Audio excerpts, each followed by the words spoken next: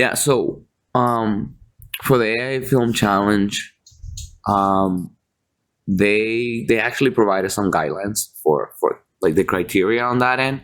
So let me see how I can make this applicable to what it is that you're trying to do. But I think I'm gonna explain the whole process anyway, so that you know what it was. Yeah, So that's so fine. after we got the criteria and we got the parameters of it being no more than 3 minutes, I believe, and it had to involve a civic member of the community. It had to involve an architect. It had to involve communities, and basically an architectural project. So when I've always wanted to do the film challenge, but it was something that's crying, like that little voice within, right? Like saying you should do this, but you never really listen to it. But it was very, very quiet, very quiet.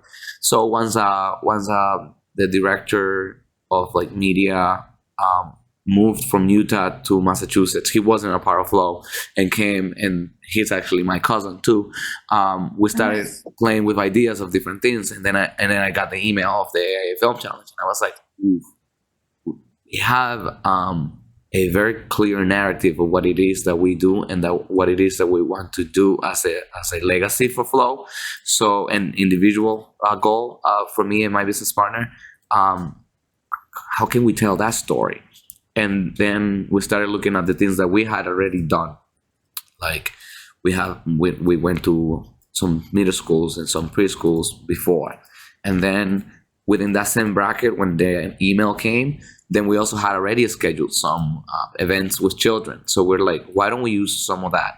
But all of that was it wasn't fully intentional to be a film challenge video. We just wanted the footage because we want to show that to the community. We want to show that. So it was forced. Like we quickly found a civic leader, like, and we're like, can you come to our office and talk to us about this?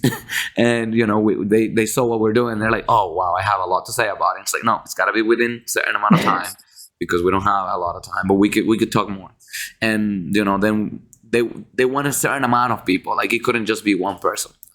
So I had Jeremiah from Small Firm Exchange. He came to Massachusetts almost around that same time, and I wanted to do a mini talk with him anyway.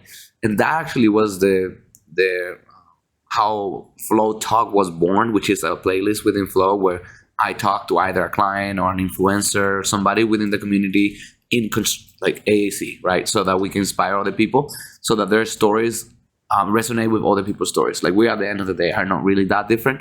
Our stories may be different, but it's most of us is serendipity, luck, and following our bliss in some way or another, right?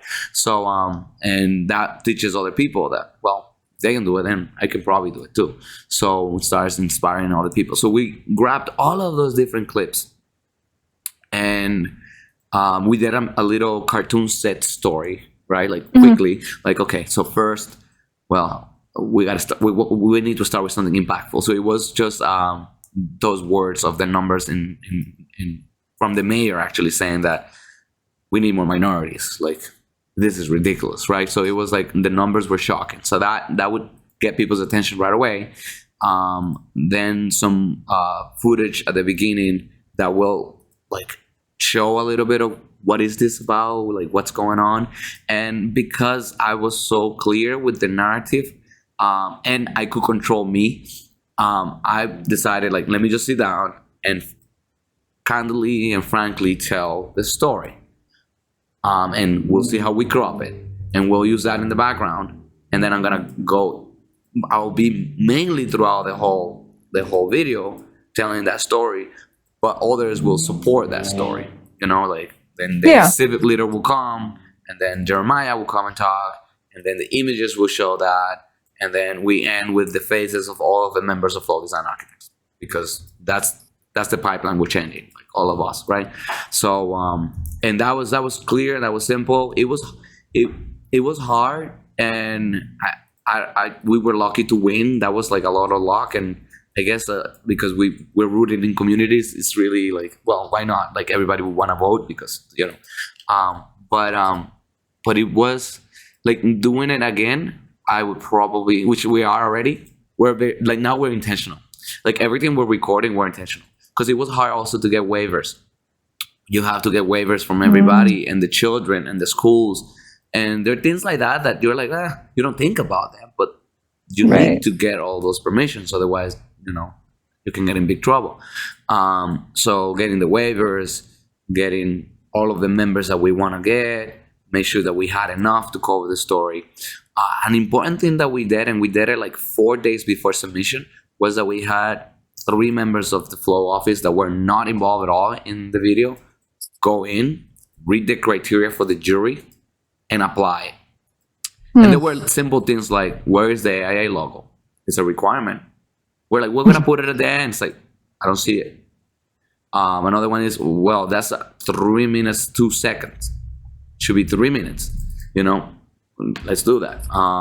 Also, I don't see a civic leader. We didn't have one at that time. So, and I happen to know one of the consuls at large and he was running for state rep too. So I immediately called him that same day, literally that same day. And the office space where we moved, this new office space, was being built. So we came here, set up the stage, got a stool, and had him talking like right here. So that was good. That was good. There's some funny footage of us helping him put the microphone. It's like, oh, it was questionable. Like, why are you putting onto his? He's like, no, it's the microphone. It's like we're setting him up. So, but we were lucky to be able to get all of the ingredients that we needed, and to hear, like, Marcos was very, Marcos is really sharp to the point. Julio, one of the director of designers, he likes the storytelling part of design too. So he's like, well, Darwin, I see you too much on that, and it shouldn't be you, right? Like that was, and I was like, well, it's hard for me to get all these people to come in and talk like within a limited amount of time. We also had our Flow Summer outing event that Friday, the same day of the submission. So that got tough. So, but now we know more, right? So now we know, like, now we're actually already thinking of submitting for this year, and we're thinking about, okay, what's the story? And maybe it's a part 2 of this, but a part 2 of this that, like, what would be the perfect way of telling that story, right?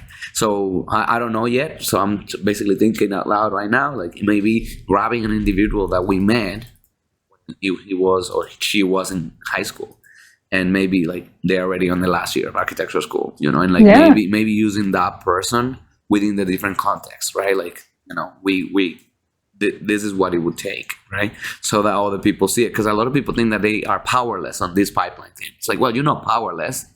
Like, that grabbing anybody and becoming a mentor to that person, if they want to be mentored, that's already a big step, right? Or even following a company that does that, or liking a video that does that, or resharing a post. That's already a big step. There's a lot of things that can be done to create that awareness. Right. The small steps are just as impactful as, taking 700 kids and doing something. You can do something with one person, and that makes a difference too. Yeah. And that person will tell that story, and then that person will tell that story. And, coincidentally, yesterday I met with one person that impacted me like hugely. Like, I worked at CVT Architects. It's a big firm. And he was my mentor. He moved around from different offices, but he still remained as my mentor, right? And we're doing our grand opening for Flow Design, like the new office and all that, next month.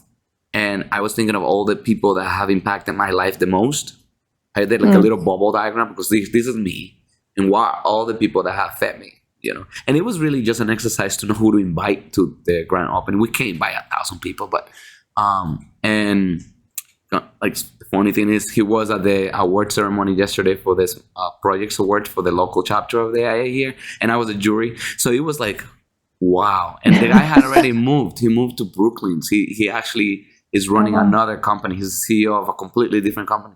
So it was like, wow, that's so funny. But I was talking to him about those little things that he did and the advice that he gave me, and that advice empowered me to be where I am.